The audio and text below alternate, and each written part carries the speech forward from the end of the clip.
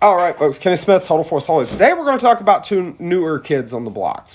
The first one we're going to talk about is a cartridge that I really want to like. It's just not very popular. The only handgun that I'm aware of currently produced for it is the Ruger LCR, which that's a fine handgun. But we're talking about the 327 Federal Magnum. Obviously, it's a play on 357, but it's a 327. It's a true 32 caliber revolver. So what you have is in place of 538s or 357s, you have 6 of these 327s. Now, yes, it's a smaller bullet. It's a lighter bullet. But check out some of the ballistics. Referring once again to Lucky Gunner Labs, you're going to have a 100 grain bullet at, 1300 feet per second, depending on barrel length. 85 grain saw points between 1140 and 1340. 85 grain Hydra-Shock. Yeah, I mean, it's a quite effective little cartridge here. So, yeah, I mean, it's got the power. It certainly has the power.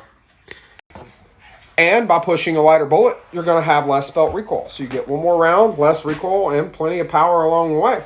So, I mean, I like the idea of the 327 Federal Magnum, but the problem is it's not very popular. It does not have, the almost 100-year track record of the 357 Magnum, which is frankly hard to beat in general because the 357 is a tremendous cartridge.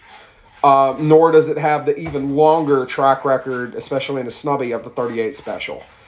People know what those cartridges are, they know what they're capable of, and thus they're more likely to want them than the new kid on the block. Personally, I think the 327 Federal Magnum has the capability to dethrone both of them if people would buy it. But would I buy one?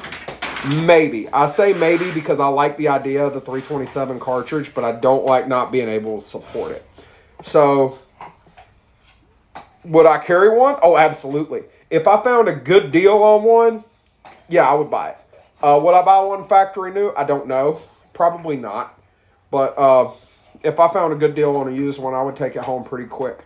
Just because I do like the cartridge. I do like what it's capable of. You notice the slowest cartridge that they showed was that 85 grain Hydra-Shock out of a 2-inch barrel at 1114, and even still, it expanded somewhat to .37 and got 14.8 inches of penetration. So, I mean, it's obviously a very effective cartridge design, and it does what it needs to do.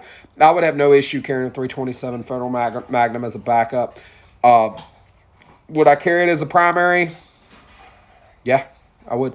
327, not a bad cartridge at all. I think it performs very well. I think you'd be well served by one, but I would also understand if you wanted the easier access to ammunition from a 38 or a 357. Doesn't mean it's not a good cartridge. It's just